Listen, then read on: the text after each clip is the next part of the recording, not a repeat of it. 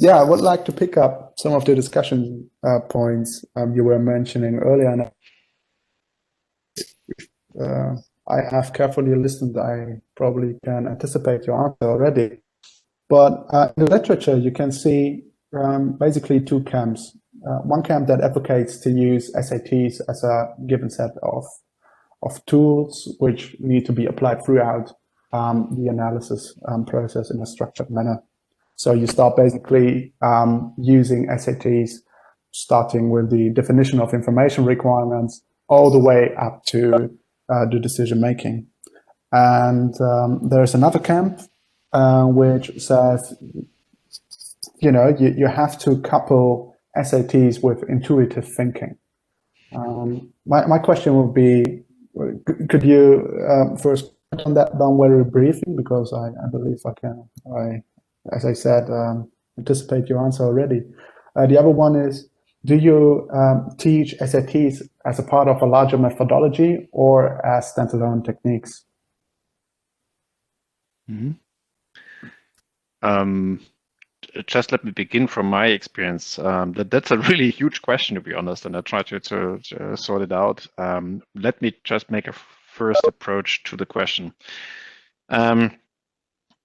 I know about these two camps and this discussion, and I find it a little bit misguiding, so to be honest, because it depends on what is the problem at hand.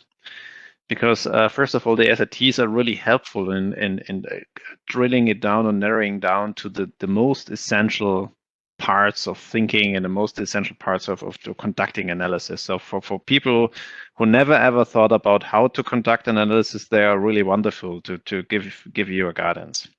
So, and it depends on the competence level of the addressees and so to say to the target audience. And if you have a more experienced analytical thinker, then he is a little bit handicapped maybe, and he maybe will then prefer to apply a little bit more intuitive thinking, because what he did is that he has maybe translated, so to say, the SATs in his own thinking DNA, and therefore does not need to think about explicitly about or on SATs. He's just using it, and then he is maybe even driven by the intuitive thinking.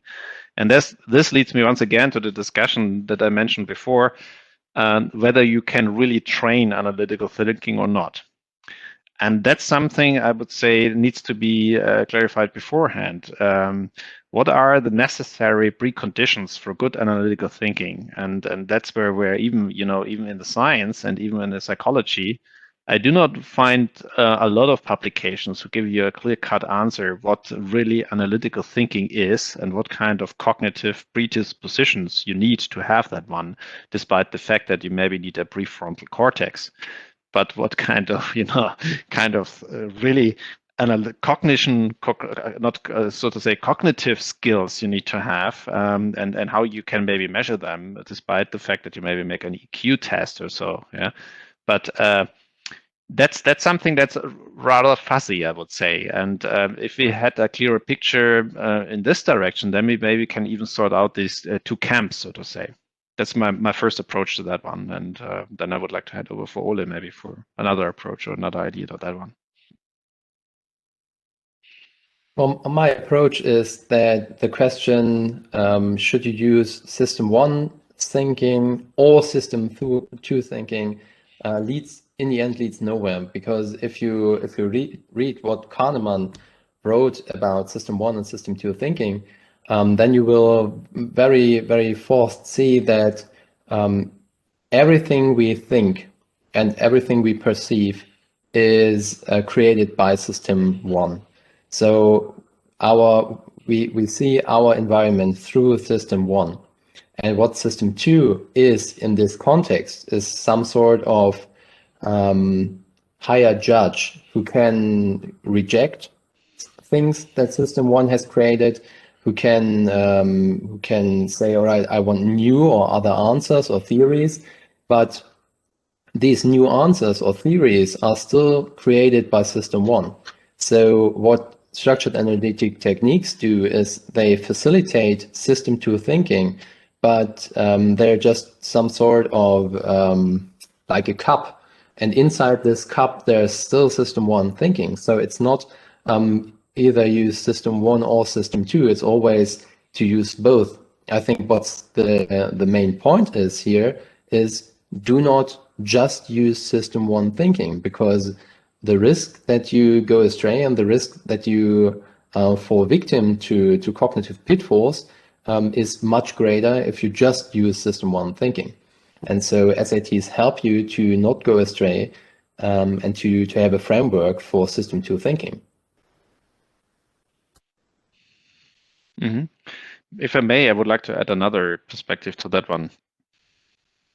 I would say that a good analyst should master definitely all the SATs. He should have no problem with the SATs. So that's something that he necessarily needs to master, really. So you need to wake up a good analyst in the middle of the night, and he should really, declare all the different steps, and automatically should, even if he's already falling asleep, should really memorize them. But in the end, they're just, I would say, a starter for good analysis. And the really master out of analytical thinking then is something that maybe they refer to with these intuitive thinking. But we should be very careful, because there are different aspects of intuitivity. The first one is that you have a good feeling for a good analysis, and you know how, in what kind of way you should direct your own thoughts and your own ideas. That could also be very intuitive, right? So that you have a feeling that this maybe sounds wrong, or maybe this is something where you have a blind spot, and therefore you need to go there.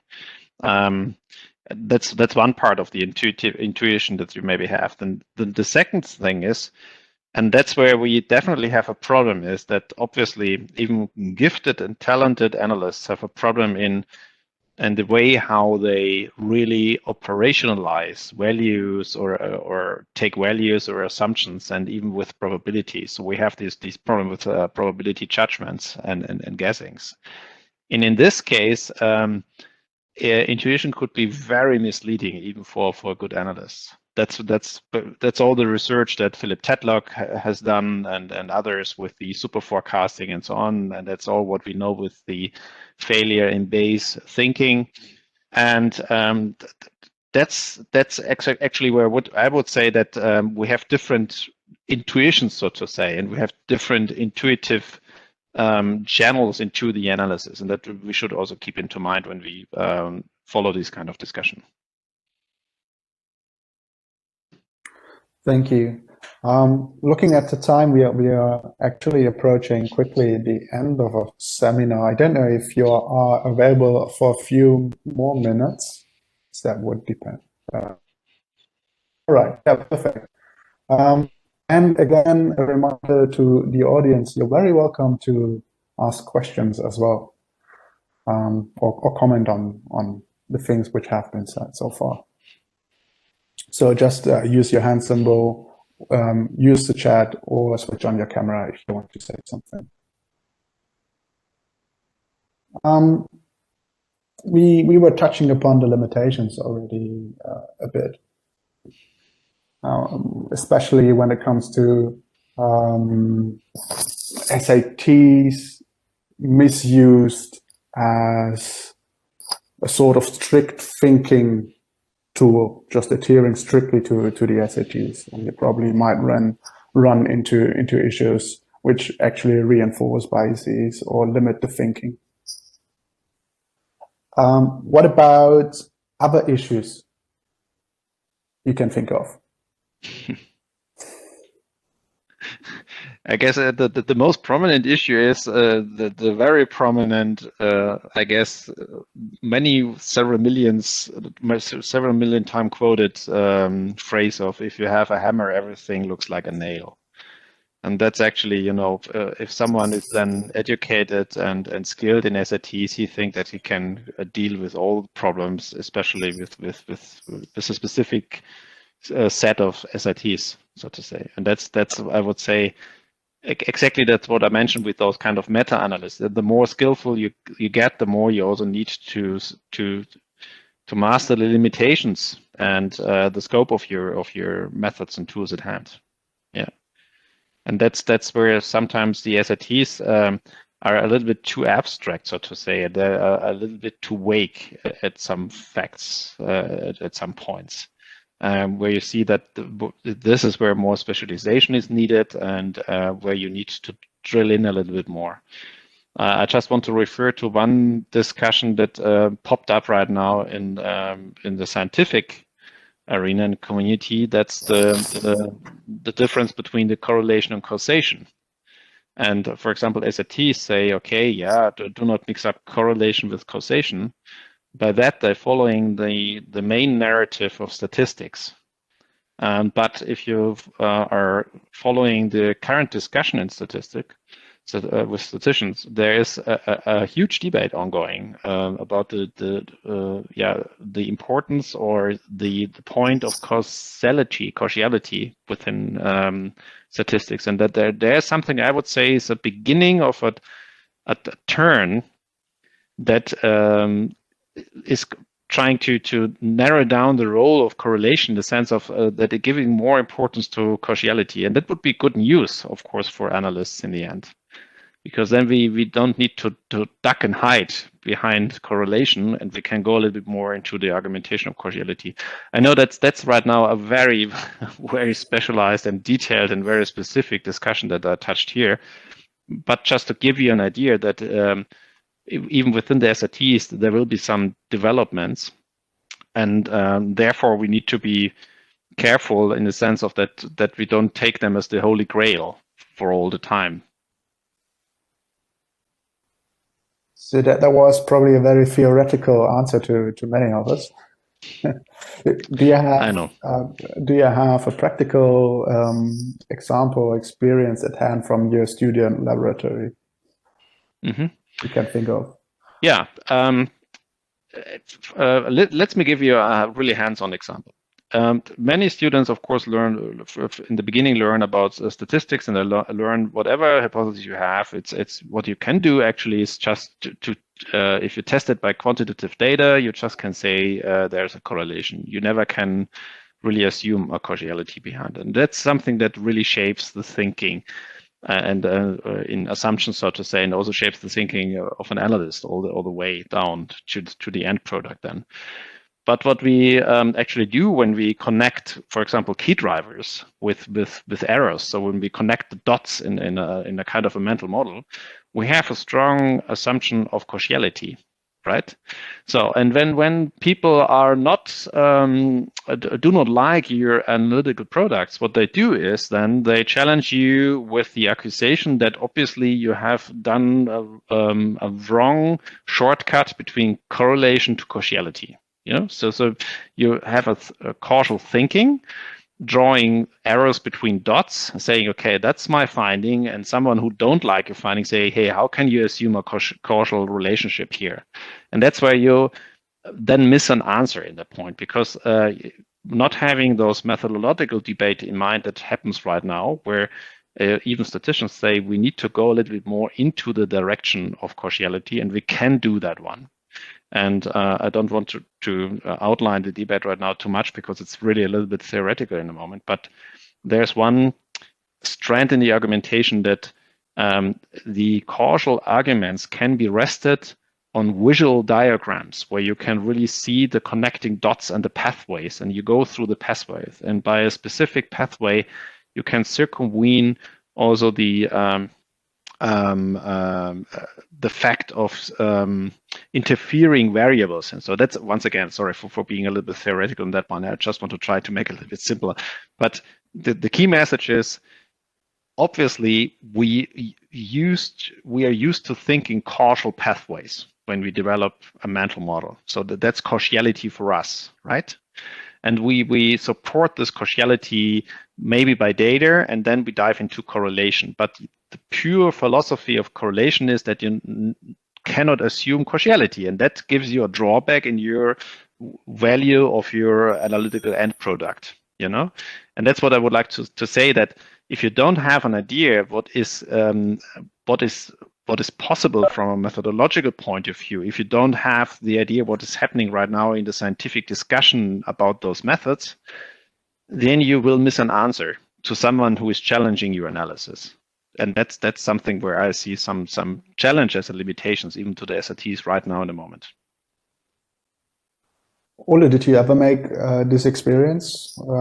Marcus was just outlining that somebody challenged your analysis because he or she was saying, okay, that's just a correlation and no causal relationship there? Well, I do not have one specific example on this one. What I can provide to make it a bit fun, maybe I will post, if I can post something, yes, I can, a link into the chat, and there you can look up correlations. Like there's a high correlation between 1999 and 2009 in the USA between the number of people who drowned by falling into a pool with films Nicolas Cage appeared in. So this page you can use to display what is the difference between causality and correlation, and there are a lot more of these examples. But if I may, you asked for application errors, right? Yes, as well. That was just one. Yeah. So with regard to individual SATs, I think, at least in my personal experience, the danger increases with the complexity of the technique. So a brainstorming session, for example, works more or less well for each and every group and facilitator. But to conduct an ACH or maybe even a SWOT analysis correctly sometimes turns out to be very difficult for many people. And well, unfortunately, I had to make this experience even within the NATO context. And in this respect, an experienced facilitator, or at least a facilitator who has been trained as well as possible, is always needed as a pillar of good analysis, I think. So you're emphasizing the need for proper training. Both of you, yeah. I mean, training is just one side of the whole thing, because it's like with everything else, it's training. So you have to practice it to get good at it, because only if you practice these techniques enough, you will be competent enough to decide in which cases you should use SATs and in which cases you should not use SATs. And much more important, you have to learn how to use SATs correctly, because otherwise, if you just, let's say, you stick to the steps and you think, all right, somewhere in between the magic happens and I will have truth at the end of my process, then SATs miss their effective thinking tools. And I think some people have this this thought about SATs as magic tools which produce truth in the end. And yeah, well, in this case, they miss their goal as thinking tools.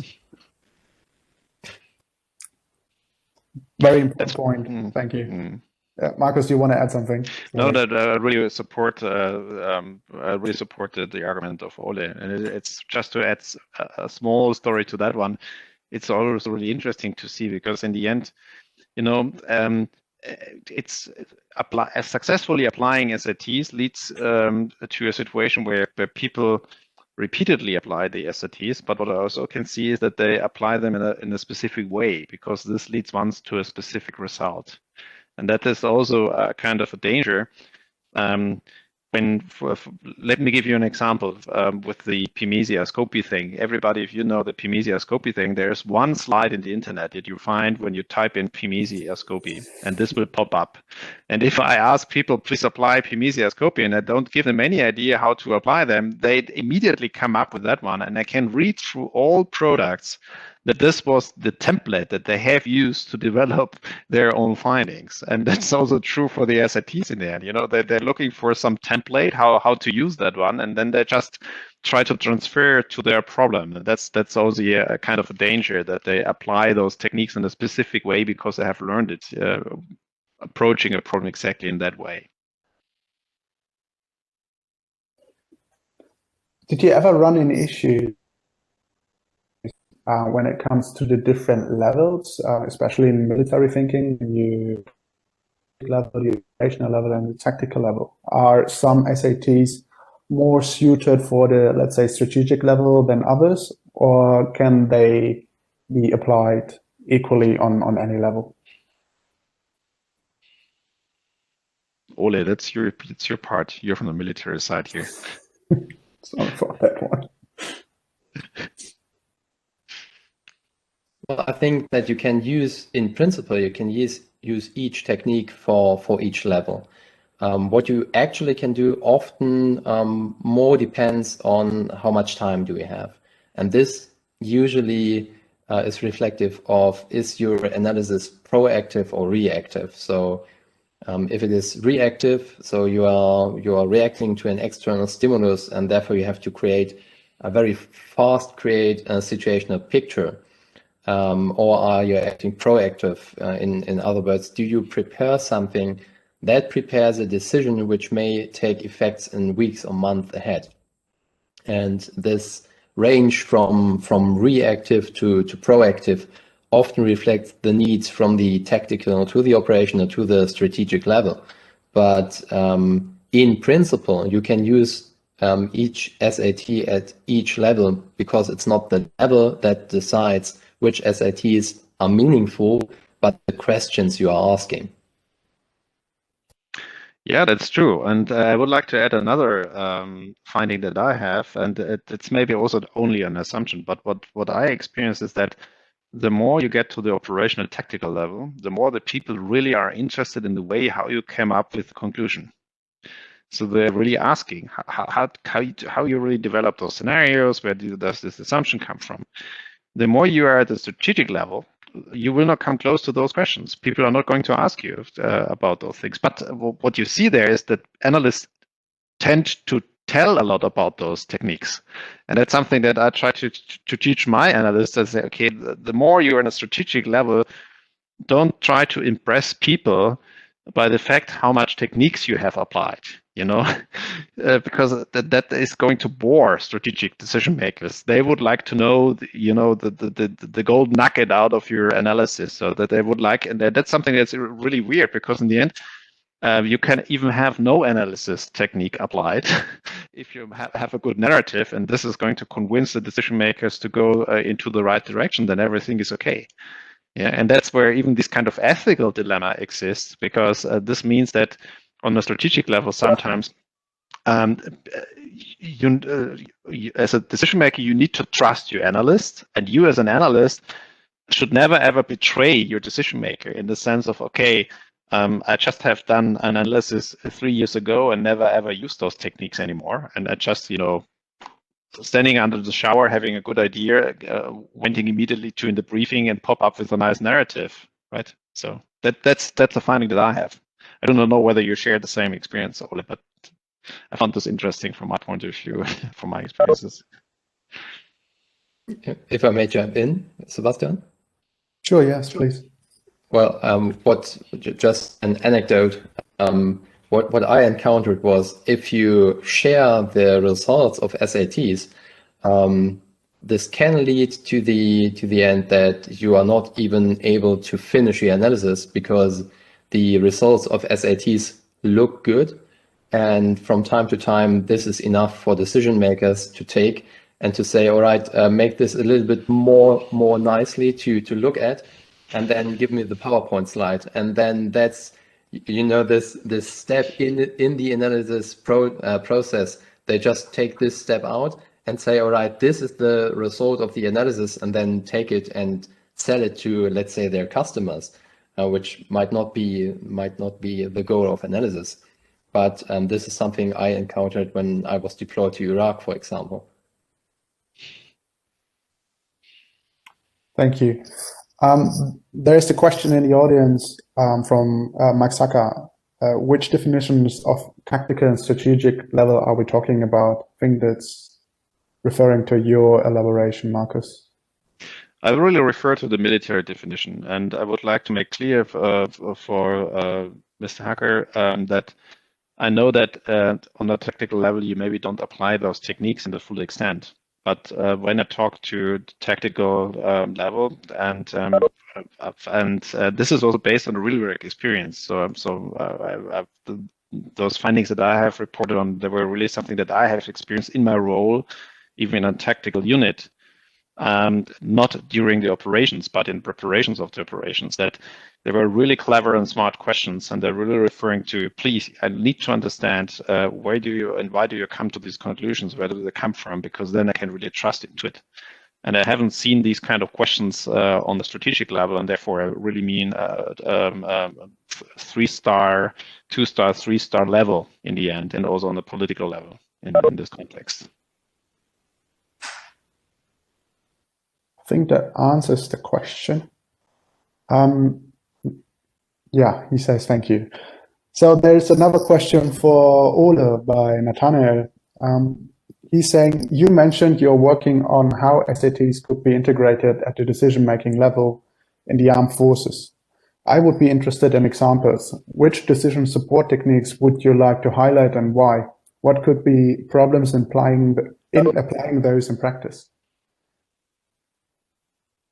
All right, as I said, I just started working on it, but I will be happy to share my results so far.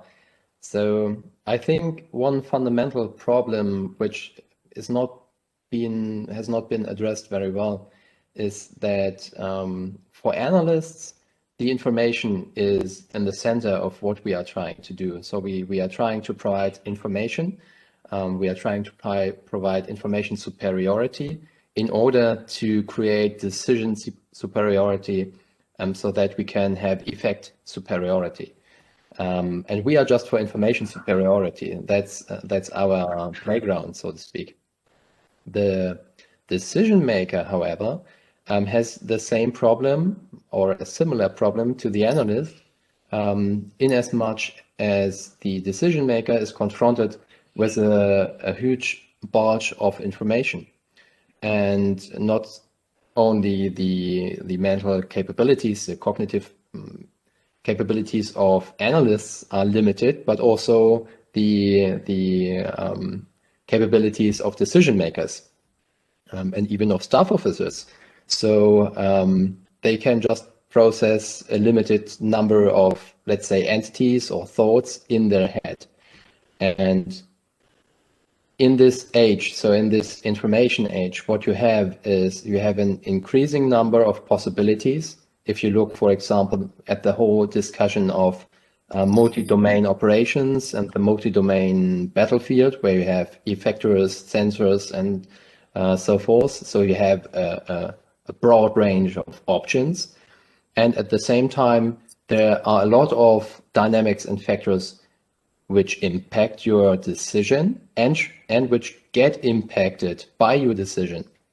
And as decision maker, you have to be aware of all these things. And structured analytic techniques can help you to provide a framework for your decision, also for the decision itself. And what I want to have in the course we are building right now definitely is I want to have a paired comparison. A paired comparison matrix is that you are vergleichen. Comparing? Yes, thanks. You're comparing each option with each other option, because otherwise you are at option 1 as decision maker, and you think about, all right, what are the pros and the cons for my decision number 1? And as long as you think about the pros, you will be pro decision A1. If you think about the cons, you will be you will question decision 1 as a good decision, and this goes on to all the other decisions, decision options. So if you have a paired comparison, you have the possibility to compare each option with each other option, and in the end you have a result, and this can help you to make a decision. The next technique is the decision matrix, which adds a further feature, and this is which factor is how important is each factor for me. So for example, I don't know, if you buy a car, for example, then it might be important to you which color the car has, how fast the car can go, and so forth, or how big the car is. But not each of these factors is as important as the other factors. So this decision matrix, it combines this and it includes this into your decision-making process. And the last technique I definitely want to include is the SWOT analysis, because it gives you a nice overview on what helps me to reach my objective and what does impede me, what does hinder me to reach my objective. And then you can try to formulate strategies, tactics out of this technique, so that you can make good decisions. And you can combine all these techniques. You can use the paired comparison to sort of rank the different factors that are important for you. And then you can have the decision matrix, and you have the ranked factors with percentages. So what is how important for me? And you can then put in the strategies you worked out of the SWOT analysis as different options. And then you have combined all three techniques. And in the end, hopefully you have made the right decision. And the complexity you can grab with these techniques is far beyond everything someone can do just inside their heads.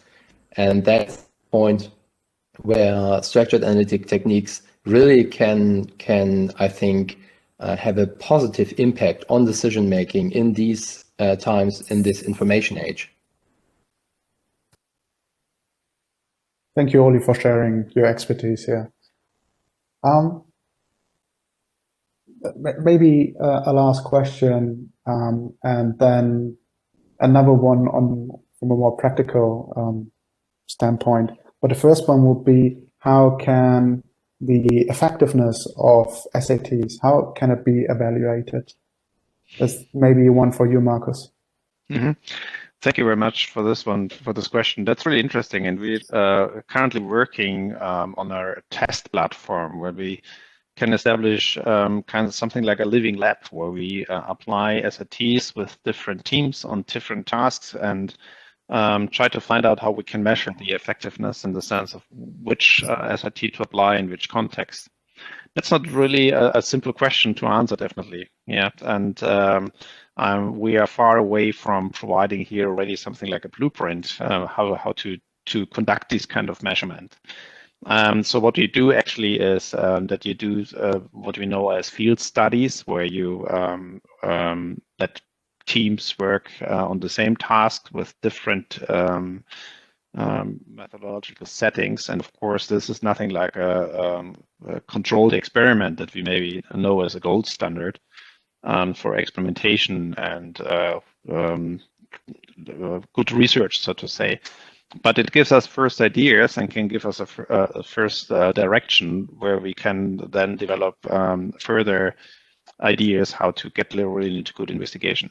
So making a long story once again short, we try to establish a training platform, and therefore we are really happy to have the opportunity to get in contact with experts like Randy and also Oli and others, and even being part of your network, because we need the real world practitioners in these kind of tests then, okay?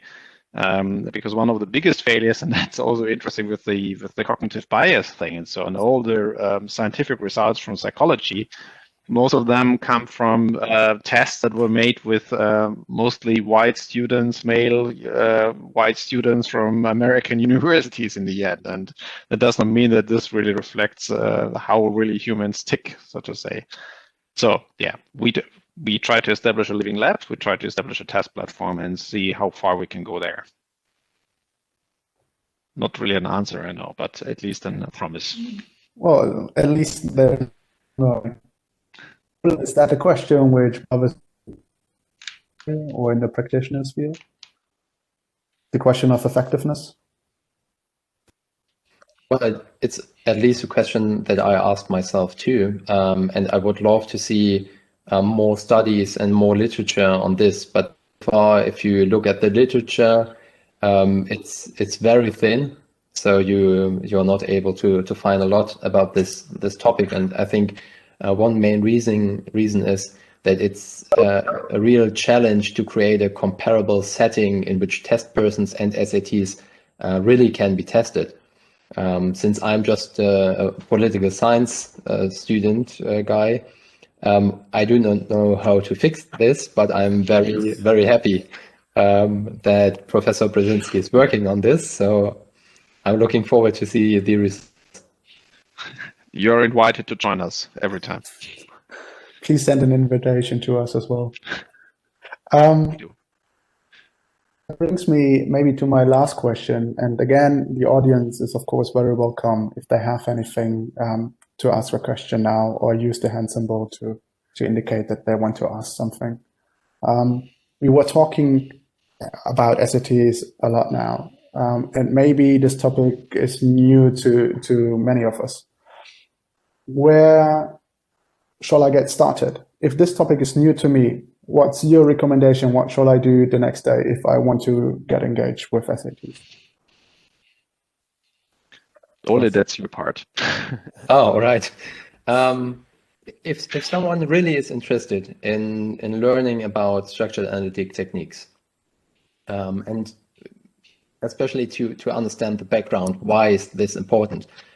If I do not understand why this is important, then I may not be so motivated as I need to be to really master this topic. Then I would advise to first read Kahneman, Thinking Fast and Slow. Afterwards, I would recommend to read The Psychology of Intelligence Analysis by Richard Hoyer, because he adapted a lot of the things that Kahneman and others discovered and tried to transfer it into the world of intelligence analysis. And although the book is 30 years old and the papers on which the book is based are even older, the book is still simply brilliant. So I really recommend this book, and you can download it for free in the internet. And afterwards, you can do, for example, an online course like the Critical Thinking Fundamentals course of Randy Fearson's company Globalitica. And otherwise, you can buy the book Structured Analytic Techniques for Intelligence Analysis, which now is out in the 3rd edition. And then you have to try to use SATs.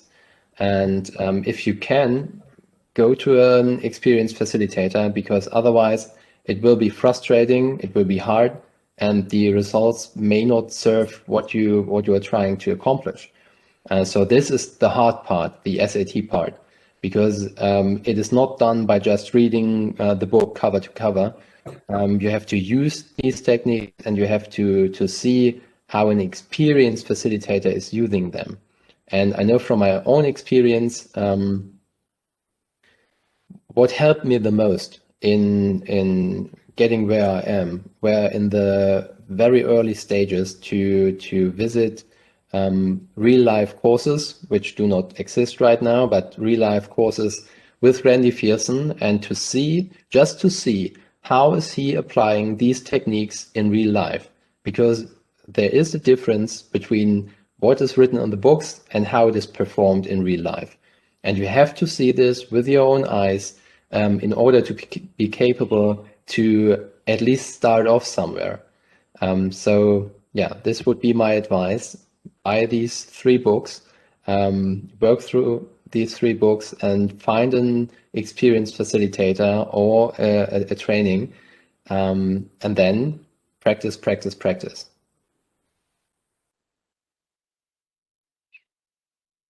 Markus, your turn. I fully agree with Ole, first of all. Another recommendations that I would like to give for all who would like to train their own critical analytical thinking is 2 things. First of all, do a good reading. in whatever topic you're interested in and do a reading. So try to get close to literature or data that is at least trying to touch the issues from a first-hand perspective. That's, because then this is also already triggering some ideas and thoughts about the problem at hand. Many people just using conclusions that were made by others that are based on conclusions by others that have maybe heard someone saying about someone hearing someone saying about something, right? That's something that I really would say that's important. And the best analysts I have ever met, they were all people who have started reading about subjects on their own, to taking a book in their hand, looking documentaries, or even talking to people who are affected or related to those issues that they're interested in. That's really something very important, because no technique will help you out from the misery if you don't have any background idea what you're talking about. And the second thing that I would like to recommend to people is, and especially to young people, that they should not only consume books or movies or Netflix series, whatever. Sit together and discuss. Discuss those things that you have seen, that you have experienced in there. Discuss your assumptions.